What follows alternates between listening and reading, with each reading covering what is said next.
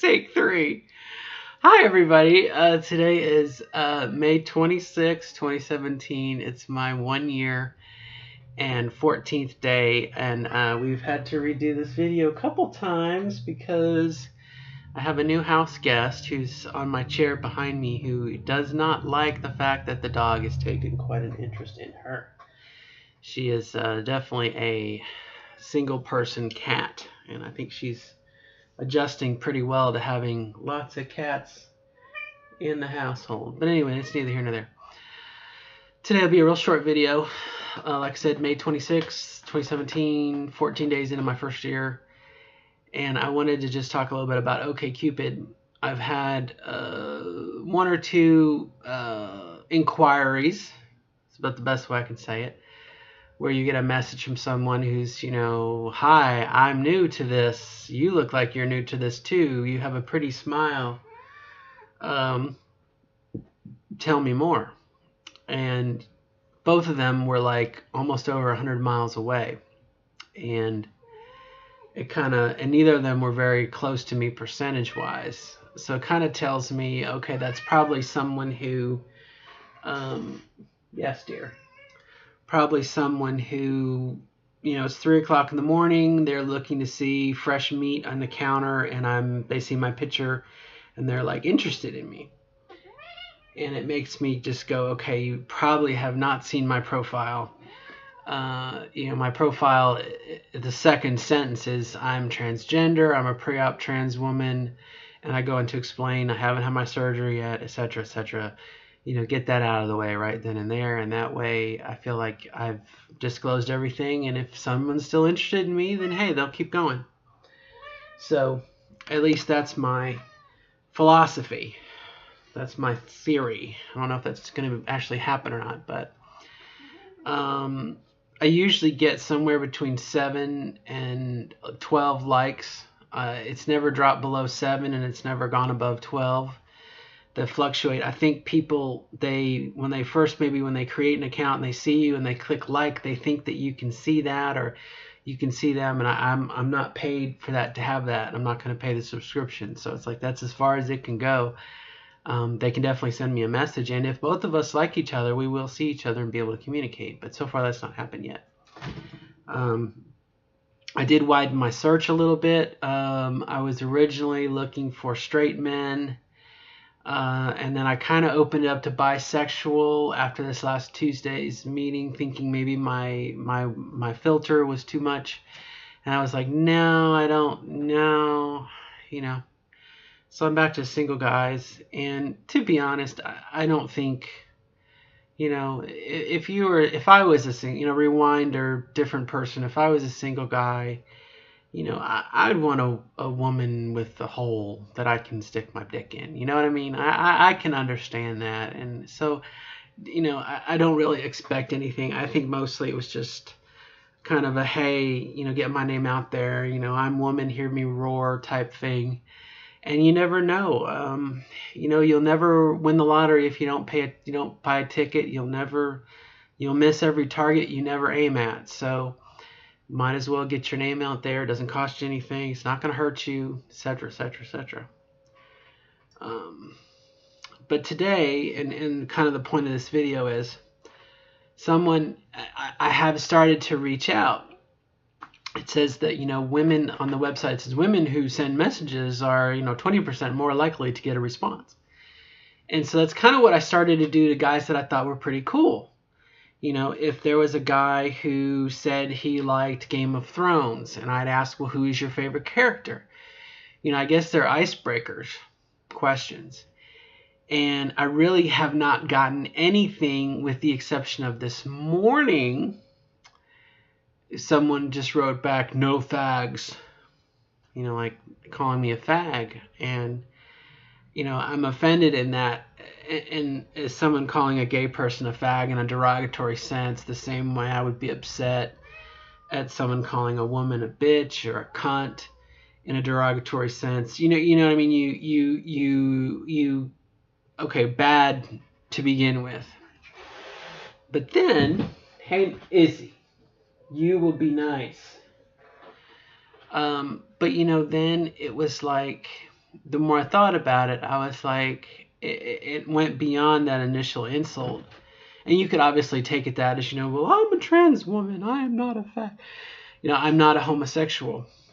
But it kind of ties into a video I made a couple days ago where it's the transgender community is like, we're tied at the hip to the gay community. And, in my case, I'm not gay. I don't consider myself gay. I'm not a lesbian. You know what I mean? So for someone to look at me and go, no fags, it's a good clue that probably we're not going to be compatible. But I guess it took me back in that here's this person, and guys seem to lie about their age, like they're older than they really are. I see a lot of 40-year-olds with like bald, no hair. I'm like, I think you're a little older than 40, but that's okay. That's not the point of this. But here is this guy who is at least somewhere between 30 and 35, 35 according to his profile. But here's someone who's 35, dated women, probably has a kid with one of them, and to be of the mindset that you're still going around, it's almost like something you do in middle school. Hi, baby. It's something that you do when you're in middle school. It's like, at least when I was in middle school, fag.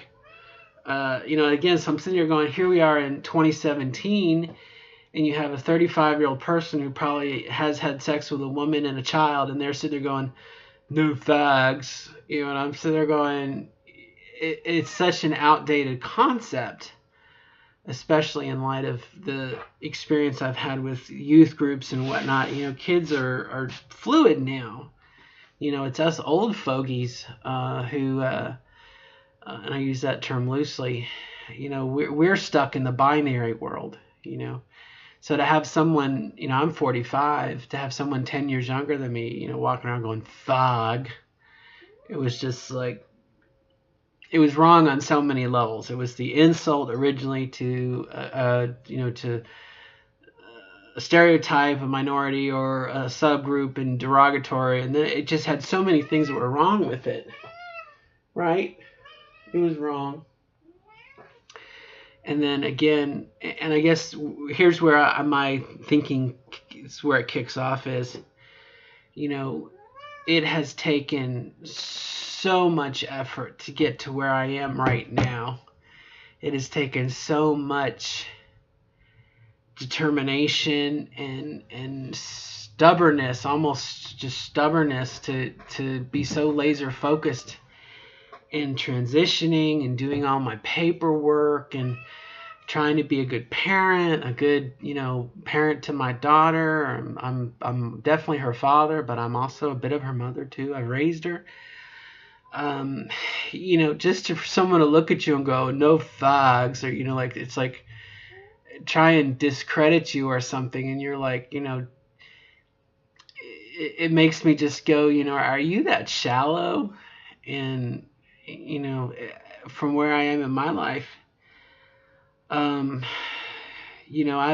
loved and lost and been lied to and cheated, all these just terrible things. And it makes me want to go to someone, you really haven't lived your life yet. If you don't know, not what you're missing out on, but, if you're still, ooh, you agree? Judge me on my actions, judge me on my intent, get to know me and make a decision. Don't just pigeonhole me in that, in such a negative way. And I feel kind of shallow myself because, those two guys who wrote me, they could be just like me. They're just the male equivalent, and I'm looking at them going, they don't really know who I am. You know what I mean?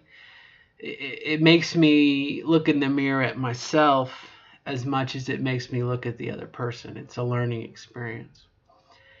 But what I want to say to that person who called me a fag, I'm like, you have no idea how. I mean, that's like someone who says, you're transgender because you choose to be, and you're just enjoying it, or you know what I mean, and you're like, you want to go, do you have any idea how much pain, suffering, guilt, anxiety, shame, fear I've put myself through, as well as other people? Like Roy Beatty says, I've seen things you people wouldn't believe, in Blade Runner.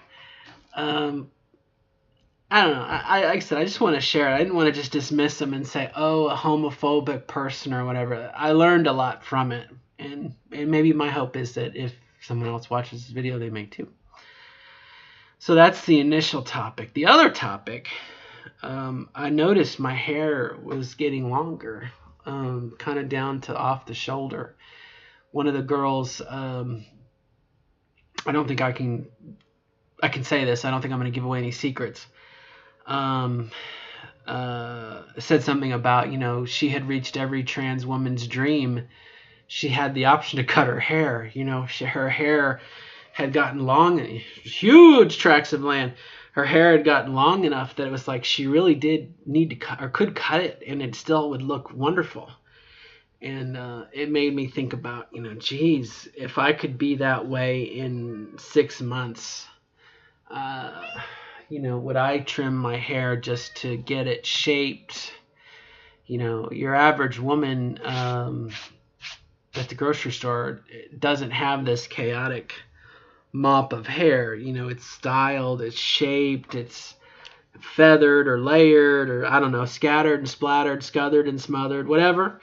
I just have, I didn't want to cut my hair.